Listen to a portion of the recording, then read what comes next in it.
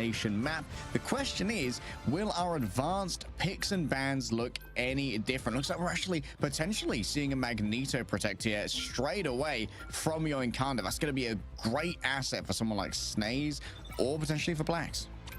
This does mean that EMEA is available. It's not going to be banned out so far by Yoinkada, as you already mentioned. There will be the protection from Dusty and giving that over to themselves. So it's going to be the classic EMEA versus Magneto pick and ban phase. Looking to give Frankie the opportunity to pop off. I think that Frankie's a very explosive, high-tier Vanguard player. Was previously the Vanguard duo of Fincy, who's now over on Virtus. Penny Parker ban. So Loki's gonna get protected. Like, okay, so free Loki, cool. What have you seen, Yoinkada? What scrims hast thou been terrorized in by the penniest of Parkers? Insomnia did the same thing, banning out against Dusty, removing the penny. There is clearly something they know, but like you said, it gives away such huge options here. With Loki protected now, Invisible Woman will be banned out to prevent one of those big copies. That God of Mischief can, of course, copy any of those strategist ultimates or any ultimate you choose, but it's almost always the strategist. Fate of both worlds, Invisible Boundary. It may be limited in this case to the Eternal Bond. Yep, Cloak and Dagger are most likely companion to the Loki, with the bans would have been a raid here against Dusty. Remember, these teams were banning for the other opposing team only, meaning that if they're... Well, you know what? Yoinkada, they can play Penny if they'd like, because it's only banned for Dusty. I've got to assume that Dusty and their scrims have been doing some devious things with the Penny Parker, that they got target banned both times.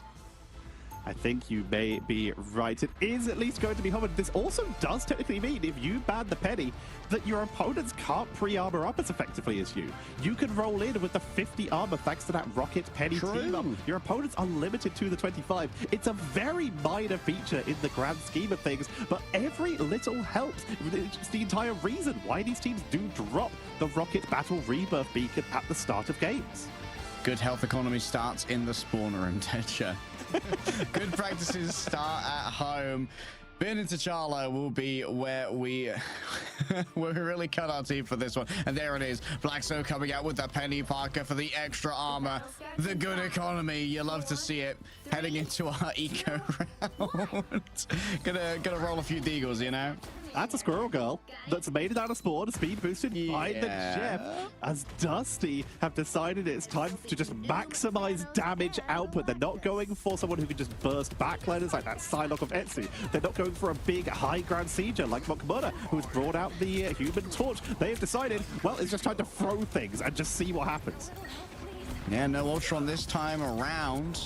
The greater damage of a Squirrel Girl could have some issues up against Mokamura. Hitting those aerial targets of a Squirrel Girl is not the easiest thing in the world, but fear not, that's not really Orion's job. I said Frosty is going to be responsible for that one. A small step of fire is currently set upon by Dusty, but an opening pick onto Etsu there from 424. Oh, Etsu, the superstar of this roster's already gone. That's a huge amount of fragging power now missing for Yoinkada. How do you get rid of the Groot on this point?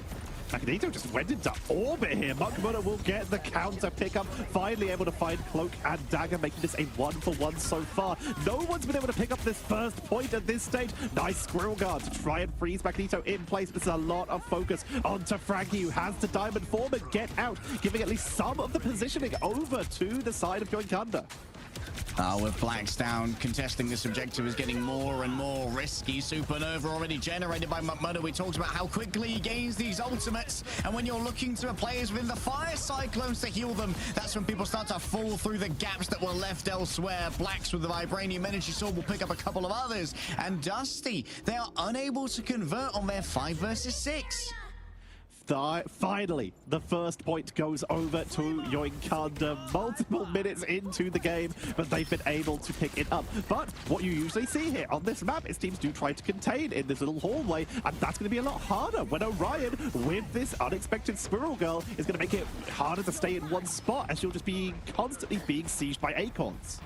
Yeah, Mokamura grabbed early, forces Etsu and Blacks to sneak around in the back for a moment. Snaze disengaging as best they can using the metallic curtains. They're constantly taking damage from these group walls and has to bubble themselves as well to try and stop from getting grabbed by the incoming EMEA Frost. Frosty, speaking of which, is iced over by Etsu. Just cannot stand up to all of the incoming damage. Yoinkada doing their best to just brawl out on the point to keep this one contested. The unbeatable Scroll Tsunami is levied now by Orion, but it should not be surviving for long. Etsu begins the dance of the butterflies, and the dance of the French people is the most dangerous. Lax is also in there with that Captain America on the Freedom Charge, and they have freed up the point as Dusty are once again sent back to spawn. Frosty even tracks their drops to just under half HP as Etsu wants to keep the pressure on, does not want to give time for Dusty to regroup. You got to continuously worry about all these little nooks and crannies. You know, the Etsu and Blacks, they'll be sneaking behind like a boogle of weasels if you give them a moment. 4-2-4 though. Where to put this strangling prison is the question. Well, it might be too late to find the follow-up. Orion has already been caught in the back. The weasels, they shoot through the power lines. Still, there's enough power behind this. Oh, where'd Frosty go? Flattened absolutely by Snaze's Meteor M. If you let the Meteor M get through the ban and pick phase, well, you're in deep trouble when you're a Punisher ulting. Portal 98, 99, barely touched at the last possible second, but now it's a hold at the portal as the damage output is coming in. No ultimates available for Yoinkada, but every step out of this body box coming onto the point, they will be able to touch. Dance of the Butterfly for Etsu is ready though. Just wait for them to step out the portal, see if you can wait out that Eternal Bond from CMD with that God of Mischief as they look to push on in, as Dusty will hold on 99. Starting to get some percentage on the board, but here comes the Pirate Prison, Dance of the Butterfly, and that is going to be Dusty dropping extremely low. Straggling Prison comes on out to look for the counter, and they will get Sylvie before the boundary comes out. Orion almost with a fully charged Dark Maelstrom, but can't really do enough damage through the Eternal Bond to pick up any frags off the back of this one. Dusty still in control, but they've used most of their resources. Orion needs a couple more hits to have that Eye of Agamotto ready to go, but has already lost out on their co-Vanguard. A lot of the spacing here taken away. CMD is desperately trying to summon doppelgangers to keep the numbers up for Dusty in the output as well, so Yoinkada, scared of the God of Mischief, will be forced to disengage elsewhere. And suddenly Dusty going from the flank, the little bit disorganized at the beginning of the game, Boogle of Weasels, as you said, and into the much more organized business of Ferrets to hold that doorway. They are keeping control of the point, but it's only going to take one recap from Yoinkada to take this round number one. Keep going. Absolute perfection demanded of Dusty if they want to try and compete here on the Imperial Institute of Science. An Aegis raised before the culling turrets in order to make sure there's all the more protection. Snaze is feeling a little bit overwhelmed over here towards the back. Orion, big plans, gets both strategists and picks Sylvie as their victim of the day. That does mean the Cloak and Dagger will survive the onslaught that was levies here, and Yoinkada are striking back in the back. It's going to be Blacks moving forward with a Freedom Charge, plenty of additional HP, and well, when Yoinkada press 3 Qs, it's difficult to survive it without a strategist ultimate of their own. They're trying to delay this. They've got the thing coming in. Triple Vanguard to try and hold this line. Frosty rushing back in. Orion is completely trapped off the point here. Monk Mutter tracking them down with the help of Etsu as the point is just being held, just about to hit overtime as Dusty are still delaying, but with Fraggy boxing down, it is now going to be Yoinkada who flip it over on 97%. Can Dusty get anyone onto the point? Here comes the crazy Cloak and Dagger, but is picked off before the feet touch the floor. You know what? Very lore accurate to have Frankie boxing on the thing, no? Managed to make it back just in time. You know what? Dusty played Yoinkada very close here. I'm already quite impressed by what I'm seeing. For Frankie, though, it's been a toughie. 2 and 5, taking a bunch of damage, unable to dish out that much. Monk Mutter and Etsu can consistently try and out-kite Frankie, even with the constant dashes available to that Captain America. However, when it comes to the EMEA, she's a little bit slower. And if you find yourself in range of a Carbon Crush from EMEA when you're a Psylocke or a Human Torch, that's on you, gamer. But that Human Torch so far, Monkmuna has been staying extremely safe on this Human Torch. Monkmuna has been staying in the air, avoiding carbon crushes, and has 15 final hits already. Starting to do extremely good in terms of damage. The Squirrel Girl will once again be returning. No more Vanguard. What is that? That is admins, mods. That's their crosshair? Mod sequences genome with CRISPR. I need the exact genetic code that you have so I can make sure that it never happens again. Invisible boundary is not available. Will finally get popped just as it comes off charge. Media M to try and deal with Grizzy, who dropped the eternal bond as Frosty is pushing into that boundary to try and melt through the defenders. No one is going down. Finally, Etsu will be sniped by Orion early on the Squirrel Girls. Once again, Dusty get the first pickup, but they are once again struggling to get onto the point as CMD and 424 are taken down. I think that was a meaty three-person Terror Cape going through as well. Oh, Monk Mudder. Nasty damage coming out of the Human Torch. Already has himself yet another Supernova ready to go. 2 Duelist Ultimates, in fact, which cannot be answered for a while until CMD gets 25% more ult chance for an Eternal Bond in response. Black's charged up with the Freedom Charge for the opening. Stop it, Observer, as they push on it. They have an unbeatable Squirrel Tsunami as they're trying to push in. Squirrel Guard locked down, down to the Butterfly, but Regeneration Domain shuts it down. Etsu is fleeing. Please remove this from my screen. I feel like every time I see it, it flashbangs me. Here comes the Eternal Bond from the back. CMD is going to drive their team on to the point to claim some of this space. A Terror Cape coming out, and well, okay, the observers, they are committing violence against me right now. However, violence also in the hands of Tippy Toe against the mutant Lord of Magneto. The Squirrels prove superior. There's no metal on Tippy Toe. Squirrels non-magnetic confirmed as Dusty claim the point, flipping it on 42% for Yoinkada and begin to build their own charge. Black's already back onto the point though, is going to force a retreat from that held position as someone has to come deal with them. Sometimes the Captain America, all you've got to do is just be professionally annoying, you know? Make them make a move. Blacks gets out of there pretty easily. Out comes the Sonic Seduction to try and shut down Johnny when he's at his most vulnerable. Great blockage coming through on the Meteor M. Keeps Frosty safe for a moment longer, but standing in these fire cyclones, the damage might well be overwhelming. Backing out through the healing, helping from CMD to make sure that there is going to be survival, but still no frags were delivered by Frank Castle when he was at his most dangerous. And Dusty is just going to be forced to back away from this one as well. The Dancer of Butterfly should be able to pick up the dregs and the drags. No defensive abilities available, and none were used as Etsu picks off any of the retreating members. This is going to force Dusty for a full regroup.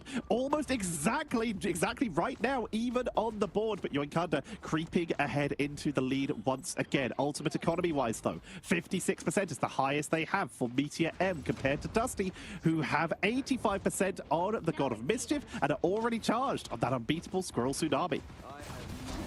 Here come the Boogle of Weasels. In the back, they're boogling.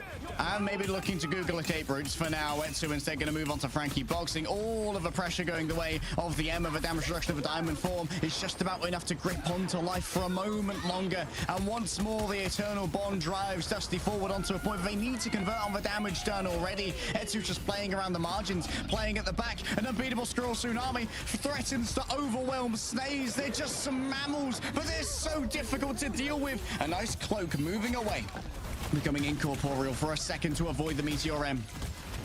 Frosty is taken out by Blacks on the flank to even it up here, but it's a little more staggered in favor of Yoinkada in the overtime. Dusty are inches away from capping the point here to start building themselves back up towards their own 100. In comes the Psionic Seduction from Frankie Boxing to remove anyone who tries to hold this point and finally let them flip this, because it's still being delayed. Finally, Dusty will take this. Monkmuna, Supernova knocked down to the ground. Orion sniping Blacks as revenge before 2-4. It's 1 for 1, 2 for 2. As Monkmuna and Orion are trading shots back and forth.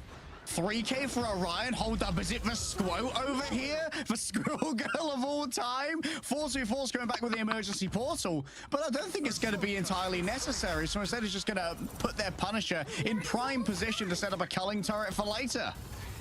They're just making sure that they can zone this out, try and hold for every extra inch. It's once again likely going to be up to Blacks to flank and touch that point to give their team overtime and then rush on in to try and delay. Monk Muna sieging onto the point for a Pyro Prison to set up and damage anyone who tries to hold this. The health bars are disintegrating very quickly from Dusty. CMD is holding on to try and get it as they will activate that God of Mischief as the media air is not enough, but Monk Muna picks up Frosty.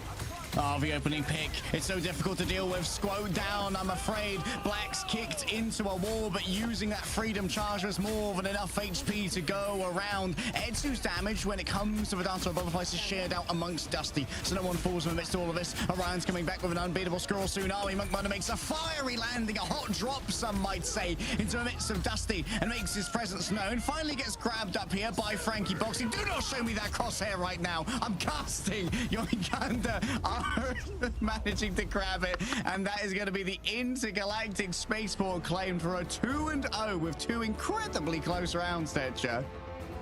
Dusty, they have shown that they have some tricks up their sleeve for both trying to take down their opponents, Yoinkada, and take us down in the meantime. Monk Muna earning a very well-deserved MVP there, though, on that torch, was just sieging away, punishing the backline, especially onto those Lokis. Loki, of course, has that regeneration domain, but if your entire area is already on fire when it ends, it can be very difficult to capitalize and follow up, even if you're already being protected against a diving cap.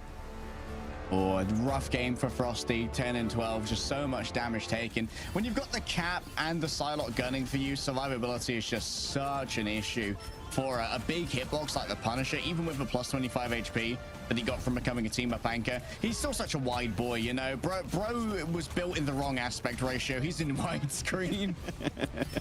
Frank 90% shoulders, but was targeted down effectively here. Psionic Seduction was trying to hold, trying to delay, as you can see there, and it bought some time. Frankie Boxing put in the work here, but with a huge lead onto Orion, especially, who's swapping onto Strange at one point, found targets, landed some pretty impressive Eye of Agamottos. They were a huge factor for Dusty nearly taking a point there. Yeah, I'm actually quite impressed with what I've seen from Dusty so far up against Yoinkada, who, as you pointed out, were kind of an EMEA super team. And while they may not be performing the best at the moment, we know the talent on this roster is supreme, and Dusty are putting up a very spirited fight against them so far. And now Dusty also going to get to choose where we go, so we're going to have even more agency in crafting a better matchup for themselves. Will we see our first 2-1 of the day? As we've currently had a 2-0 of Alcatia versus Fire Strays, a 2-0 of OG Seed versus 0%. Can Yoinkada continue the theme, or will we see Dusty start to bring it back? Because the fact is, that was close. No one can deny it. That was close. Brought to overtime repeatedly. Dusty bringing it back. They've got the Squirrel Girl, a little unexpected pick here, and they got repeated multiple eliminations with it. They were able to zone Yoinkada off the point for a while. They are showing they deserve to be here, and that you can't go easy because they might be able to snipe those maps off you. I want to see if Penny doesn't get banned. Is it real? I want to see it, yeah. Is there some devious things going on? Like for Squirrel Girl, presumably Penny's been popping off in scrim so far to be getting the respect of a target ban. Like there are some dusty things happening that I need to know about. I'm going to go and investigate. So you need to give me a moment. We'll have it during this break.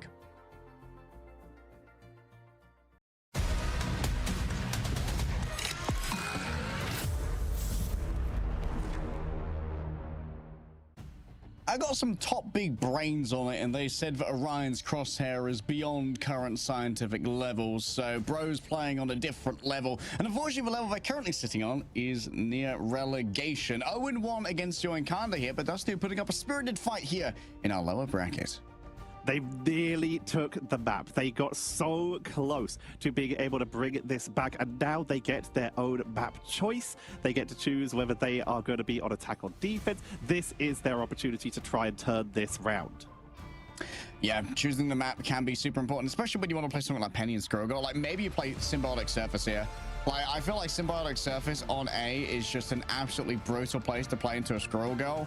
We saw Orion previously bring out the Ultron in some of our highlights. Oh, it's Idrisil Path. I believe this is also where they chose to go against their previous opponent. I can of Nemesis. check that for you. It looks like, yeah, they went Yggdrasil Path against Insomnia for game number 2, and they did take 2 points off of Insomnia during that. Okay, well, that's nothing to sniff at, considering that Insomnia, I believe, are guaranteed playoffs now. They managed to defeat It's protected. It's real. My therapist, the Penny Protect isn't real. It can't hurt you. Meanwhile, in reality, the Penny Protect. Oh my god, Dusty are looking at the Marvel Rivals Geneva Convention and seeing it as a checklist as opposed to a warning as they lock the Penny in. So no Squirrel Girl bans, unsurprisingly, but we could see that as well. I mean, now do you protect Loki for CMD and Crizzy? Maybe. Oh, that. Okay. Get one-sided Loki. What's the play, Dusty? I'm fully invested. I'm buying the box set. I'm buying the Blu-ray. Yes. Okay, it's going to be a Loki differential here, which means they're probably going to end up with 2. Maybe we see Cloak and Dagger banned on the other side here from Yoinkada, so that there's still like a slightly... Okay, they're going to ban Invisible Woman potentially. That would mean that we're likely going to see 2 Eternal Bombs.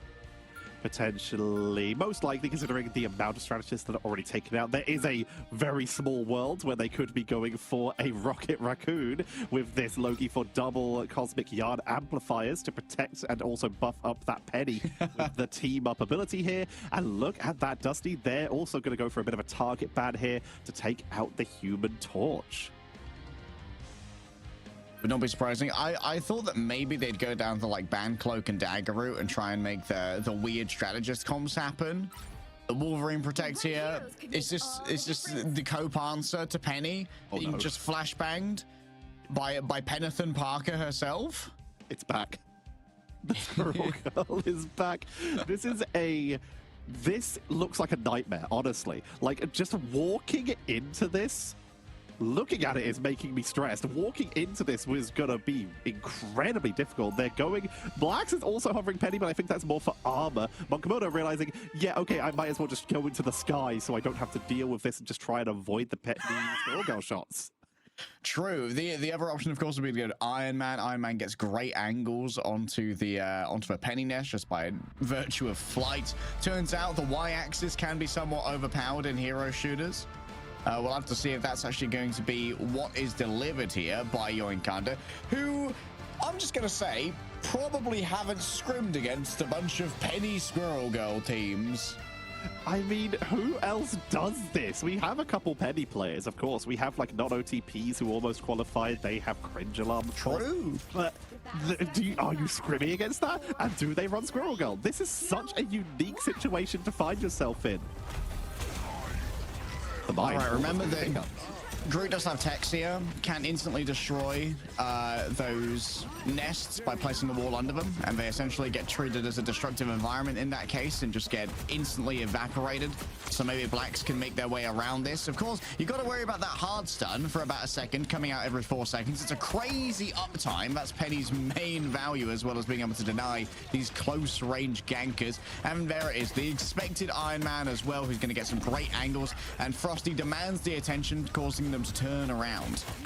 Etsu dropping a little bit low, forced to back out as Blacks is getting targeted down. Wolverine will find the isolation onto Frankie Boxing, who is trying to pull back to the rest of their team, but it's just too much damage. This is looking like a Season 1 comp from Yoinkada, Season 0, as they are just holding the line right now, pushing forward slow and steady and finding targets when they need. 4-2-4 on the flank with this Penny, tries to land a stun, will be forced to web away as they're targeted down. It's very surprising to see this without the Rocket team up as well. So no BRB coming on through. I thought maybe they run like a triple strategist, so I can go on, nuke the Penny. See if I can. You can nuke me all you want. I've already won. Out comes the armor overdrive. It's going to be a lot of damage. That's going to be the invincible postcard actually going awry. Maybe hoping that that group will last for a moment longer. Blinded up in the air. The Terror Cape gets some value. Here he comes. Orion, the Squote has arrived. And the invisible boundary has been brought up as well. So you have Yoinkada all of the safety that they need inside of this. Frosty caught up in stealth, going up against a stunned Invisible Woman, is unable to deliver on the frag, and Yoinkada, they've got some fairly good time heading into second. That is going to be Yoinkada pushing on through, finding the opening. And Dusty, we've seen this Squirrel Girl, we've seen this Penny Parker bad out multiple times. I'm not seeing it yet, but there are plenty more opportunities, plenty more points on this map for them to show why this is so terrifying for teams. Oh, the Penny hitters are going to feel real silly when this spider time comes out. You're going to feel real foolish, Tej. There goes Frankie Boxing. Grabbed in by the Wolverine. Very strong duelist, and that percentage-based damage just tears through the meaty targets. A quick stun, interrupting the usage of the Thorn Lash Wall, but never mind. Black's is going to get it out anyway. Another Invincible Pulse Cannon ready to go as Frosty stalls the cart for a second. Moving around, Frosty getting focused down. You can see Mugmuna in the sky, trying to just punish anyone who goes on the flank. Was able to take out Frosty with the help and the dive of Etsu. Orion with the Squirrel Tsunami, though, is starting to create an opening with that spider time, squirrel time. I'm getting everything combined. Did I just see Mugmuna tactically nuclear strike a collection of squirrels? What am I looking at right here? Orion forces out the Invincible Pulse Cannon. You know what? Tippy Toe ain't living that one. I hate to break it to you, Tippy Toe heads. She ain't that kind of squirrel. Jarvis, clip that. Taking down the Squirrel Tsunami. Orion back to the defensive point, sieging from a distance, just trying to find any opening, trying to weaken so that anyone can get in. Frosty has brought out the Iron Man of their own. All right, a battle in the air. And there'll be plenty of support coming through. Once again, 44 just on the flank, being a menace. Bro loves to menace the back lines, and well, you know what? They're using up Mugmuda's ammo. I'll give them that. Mugmuda now has unlimited ammo. Problem solved with the armor overdrive, as Frosty on the other side is laying down huge suppressing fire. And now moving forward, they have to try and break through these walls so you can get some good coverage off of this Eternal Bond. Etsu was caught on the high ground, will be forced to back away, but now with that Eternal Bond bought out, Yoinkada will have to wait a little bit longer, but they will have an Eternal Bond of their own in just a few moments. And C&D, Unbeatable Squirrel Tsunami coming in, but there's once again the pickup onto Frankie Boxing. Invincible Pulse Cannon into the backline, finds nothing. But in the meantime, Yoinkada are still cleaning up every single member of Dusty they can find. Straggling Prison comes on in to trap Crazy after that Eternal Bond ends, and they are picked off. Nice, great counter to the Eternal Bond coming out there from Blacks, knowing that with easy headshots onto a rooted enemy, you can burst through the healing of the Eternal Bond. And now Blacks is really going to be taxing this exit here, creating a nice canopy, you know? Nice lad, interesting architecture. 424 has been beamed down in the back, using up some more of Mugmuda's ammo. Highly valuable Penny play as I live and breathe. Blacks just continues to just rain in with the Spore Bombs, going after Frosty, dropping down to the floor in many ways. No touch. Oh boy. That's the triple. Yoinkada looking to earn their spot in the next round to make their way through this lower bracket to play against Virtus Pro. If Dusty cannot find the triple cap here to take us to an overtime, the pressure is on. Good news, Squirrel Girl is quite good on attack as well, as you can see, to try and break defensive positions with it. But it looks like Dusty may finally be sending the Squirrel Girl to bed. Yeah, it might need to be that Orion finds a little bit more impetus for Yoinkada to respond. Because while the Squirrel... Oh, never mind. You know what? Analysis, why bother? It's Squirrel Girl versus Penny. Like, on attack. Everything I know about Marvel Rivals is out the window. All 4 final blows, by the way, do belong to the Squote. 13k damage, has the most damage in the game, has only been KO'd 3 times. They're performing well. The Squirrel Girl is working. It's just they're not able to find enough eliminations. They're not able to find enough pickups to open up and stop Yoinkada's push. Okay. Same comp, new energy, baby. I wonder if we're going to see this rocket kept here as well. Getting that additional Penny nest is, of course, hyper valuable to try and set upon these flanks and create inhospitable zones that players really can't stay in without being absolutely bombarded with spider mines. They've No, it's not going to stay. Never mind. Brought out the Mantis this time for damage and boost to try and buff the Squirrel Girl and that Iron Man to just make it absolute artillery fire. Just make the ground as difficult to stand on with maximum AoE. All right, everyone just exchanging repulsor blasts for now, building up towards those invincible pulse cannons. However, there's going to be a lot more pressure going the way of Frosty, who's going to be catching those tainted voltages from Etsu on the Winter Soldier. Is a classic hero for Etsu, by the way, during the Marvel Rivals Invitational. That's when we were kind of in the better Winter Soldier wins era of Marvel Rivals Esports. Frosty, though, great beaming off the back of the Armor Overdrive. They baited in Monk Mother and punished him as he tried to disengage. Gonna get healed back up after being dropped to half HP, pushing on in. I mean, it was Navi in the back line for the flank to create an opening, and Dusty, the card is moving forward. Invisible Pulse Cannon is at the ready, looking for anyone who steps onto the point. Here comes the push out from Monk Mona, taken out with the Unibeam. Frosty backs up, looks for it. Can they time it with the dash? No, it will not find the pickup as Flax takes down the Iron Man. Just unable to hit the angle was a good thought there, but unfortunately Vertigo being able to survive means that it might well be over for Dusty. And I just remembered what the what the Squirrel Girl cosplay, what Crosshair awakens in me. It looks like the crosshair that you'd have in like a World War II bomber, like a Lancaster. Like if you're about to drop some like 50-kilo dumbbells, you're looking from like 10,000 feet up through that. The British have dropped wood in the past. I'm not sure about squirrels, though, as they... Harris wood. They try to zone away. We're seeing CMD with that extra soul rejuvenation here for the protection, but straggling prison onto the group top members. Kraken impact, but they will get stunned out by the Iron Magamoto from Frankie Boxing, but Etsu is still just resetting over and over again. 44 trying to get away to prevent the reset, but they can't pull out in time. Get locked down, and it's the full chase, sending Iron Man to the ground, but they can't find the other eliminations. Etsu is a bit far out now. Reminding me of the times when Etsu on OG was really bringing it very often to VP in the Winter Soldier versus Winter Soldier, and having it brought to him by Frosty. Great use of Repulsor Blast there. Brand new Invincible Pulse Cannon is now available. You could try and use it to try and answer a strategist ultimate, but of course Yoinkada don't have any of those left at the moment. Does he have an opening to try and make something work? And Crizzy realizes it, rolling on through. Invincible Pulse Cannon comes from the other direction. It seems like it was well blocked out and punished by Frankie, who likely took to the air and assaulted Tony Stark. They have created an opening. Portal is available, but for it to be dropped here, someone needs to touch the point, zoning away the Winter Soldier, who soldiers fists in to try and take it, but is immediately picked up, and that portal will come in too late, and will just get cancelled and immediately stunned out by 424. Oh my god, wait, what? Jonathan Penny is just the one. I think that they were trying to do some counter portaling from Frankie Boxing in case 424 was unable to deliver on the Cyberweb snare. But you know what? Good platforming by my Penny player. The Spider Merchant is getting some value by shutting down that recontest, essentially securing this first point for Dusty.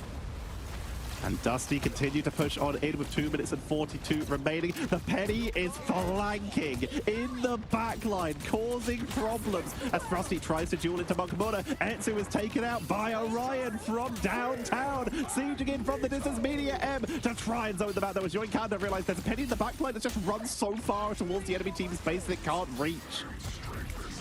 Snaze pulls a quick Uno reverse there on Frosty, eating up the Invincible Pulse Cannon with the Meteor M and dunking it down onto Tony's head. It's an unfortunate day for Infinite Pulse Cannons. However, 424, what are we cooking back here?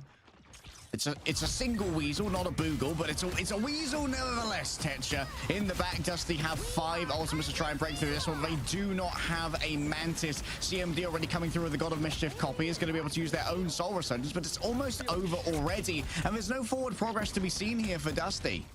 This Weasel's got far too many legs, but it is still causing issues in the backline. The spideriest Weasel I ever did see is just trying to land those cyberweb snares to lock people down. Squirrel Guard coming out as well, making it very difficult, punishing reinforcements, but Monk Muda is also flanking. Unbeatable Squirrel Tsunami comes on out, and Monk Muda takes the 1v1 versus Orion. Here comes the Invincible Pulse Cannon trying to shut down the Mantis. Frankie Boxing just trying to make sure that Frank's damage is mitigated for the moment. Even more nice play from Frosty. Just predicts that Etsu's going to try and round the corner, getting greedy with the ultimate. It's a good prediction in the midst of all of this. Look at all those mines doing 0 damage to the Groot, unfortunately, who just backs away from them. Into the back, though, 2 strategists taken down by CMD after they were battered around by 424 with his placement of the Spider Time. It's getting some real value.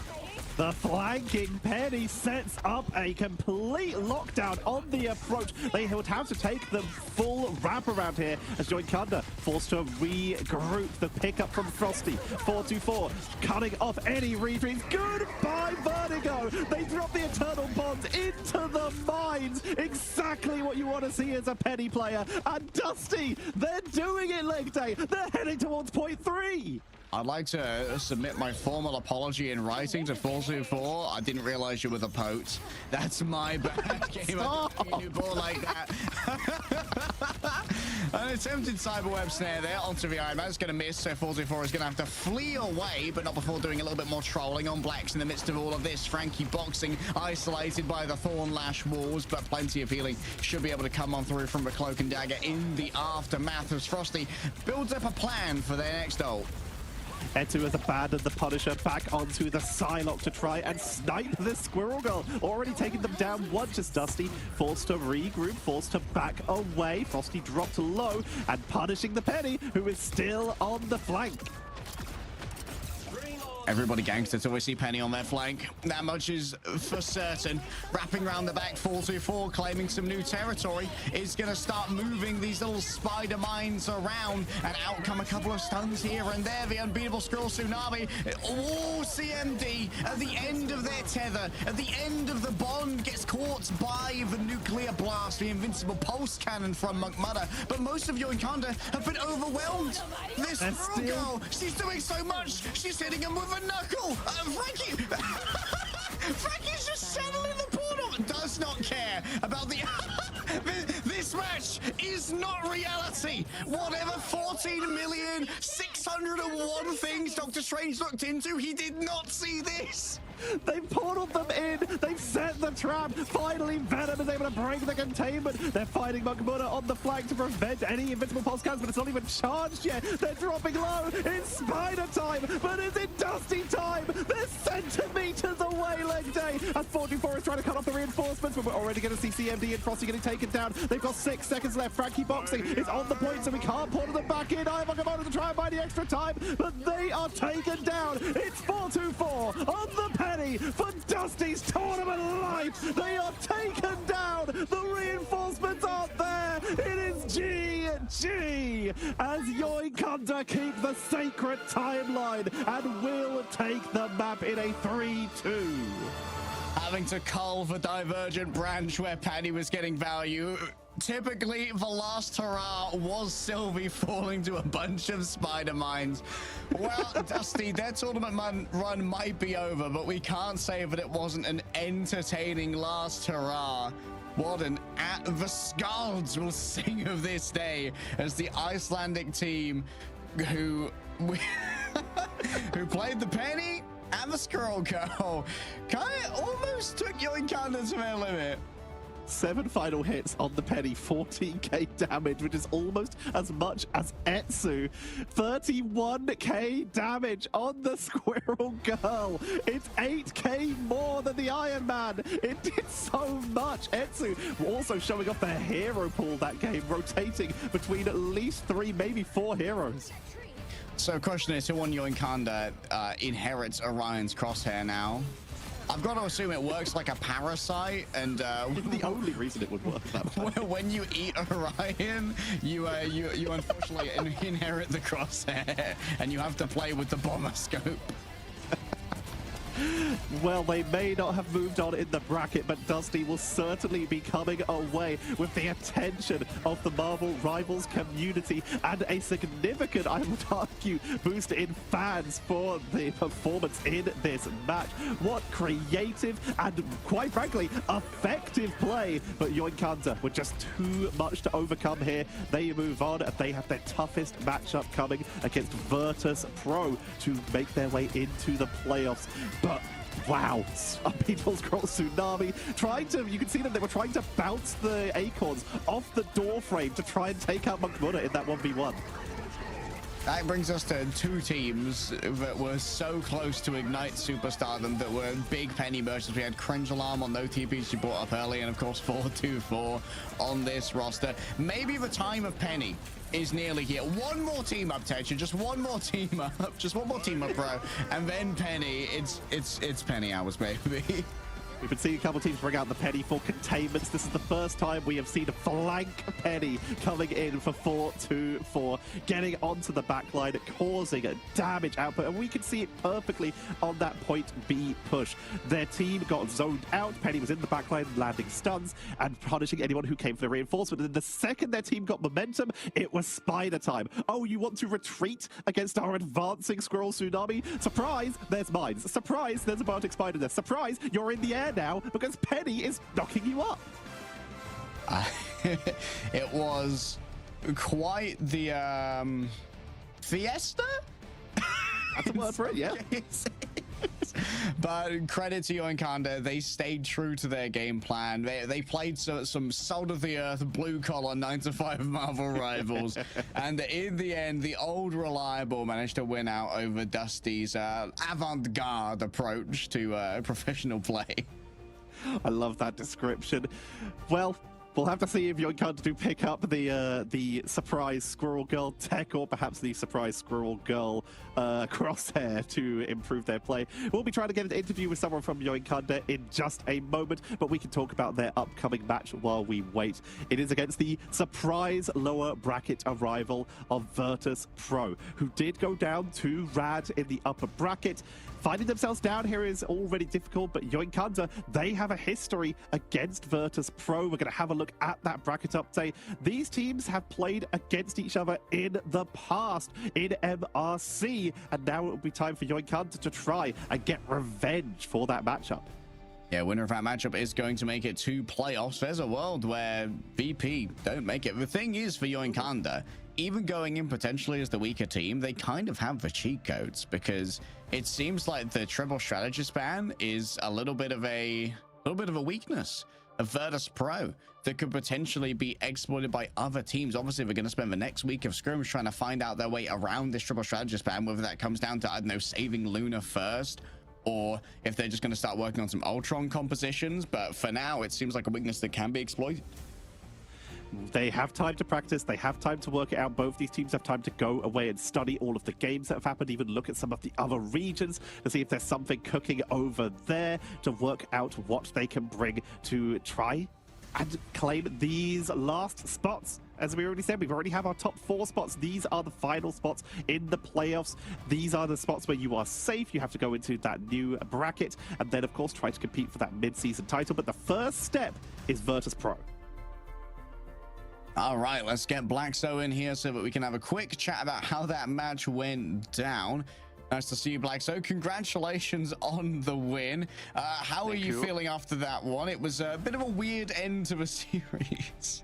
Yeah, I mean, you saw it, but we were not really ready on the Penny Parker pick, because like we thought that we would be able to ban it every games.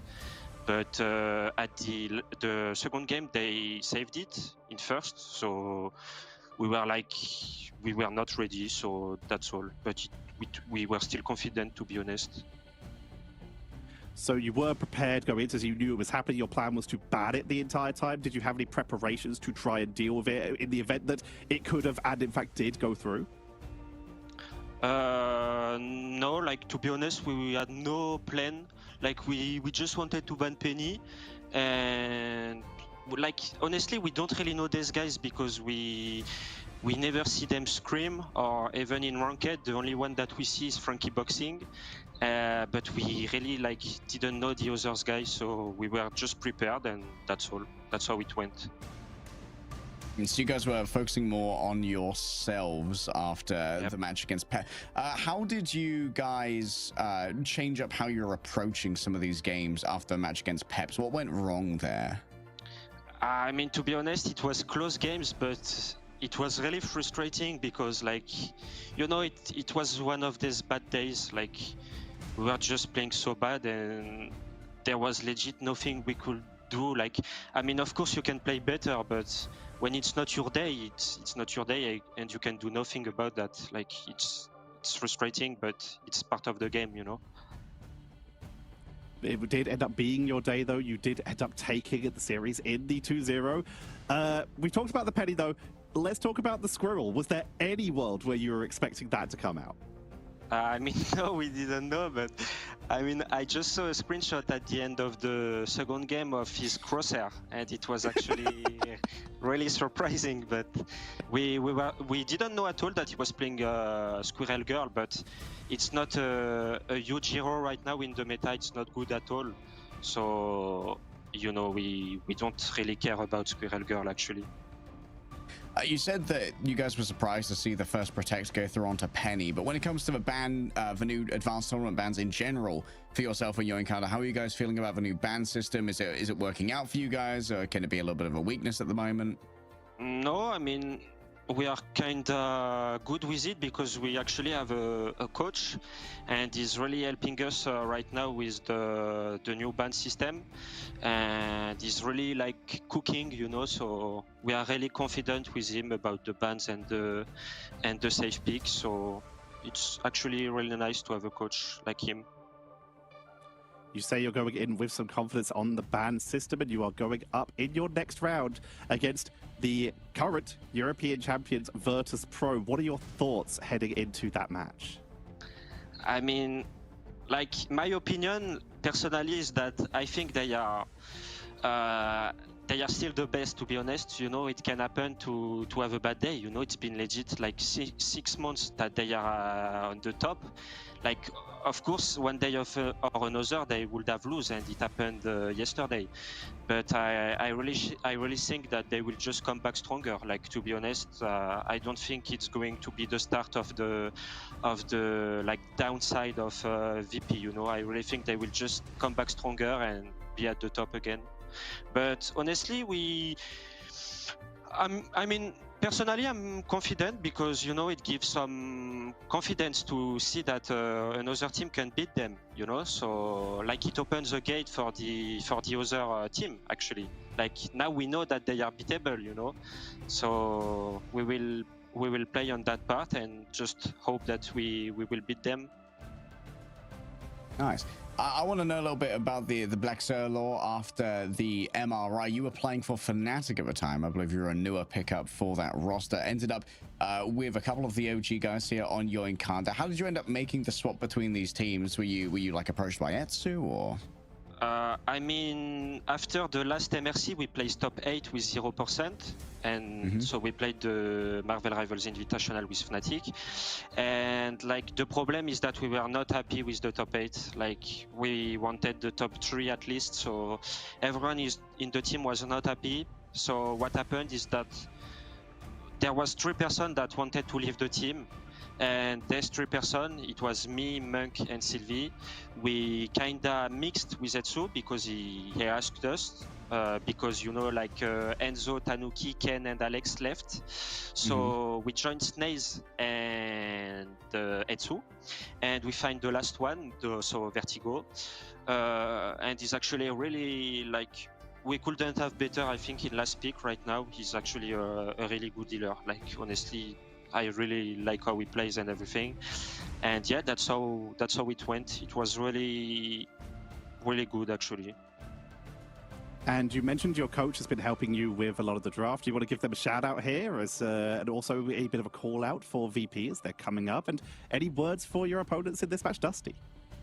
Yeah, I mean, I think the people that played Overwatch knows him. It was Obazil. He was a huge coach in NA, and right now he's helping us because we are EU, so he's helping us, and I really like how we cook the bans. Like, to be honest, it's one of the best coach out here, to be honest. Like, it's not to glaze him, you know, but you know, it's pretty fine. I know Oberso. I know he's a good brain to have in that back line.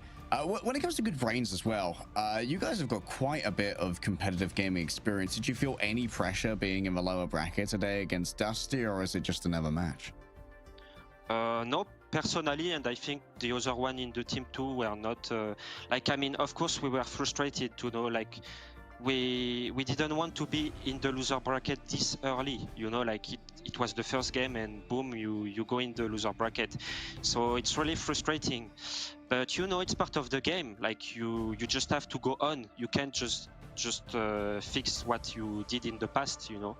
You have to keep going, and that's when you see the good players and the bad players, you know. That's all. Yeah, just the resilience can be a huge part of it. And thank you for your resilience, Blacks, and coming to talk to us. It was great to get some insight into what's happening in Yoinkada. That was wonderful, Blacks. So one of the best groups in EMEA, wrapping up our third matchup here at Marvel Rivals Ignite.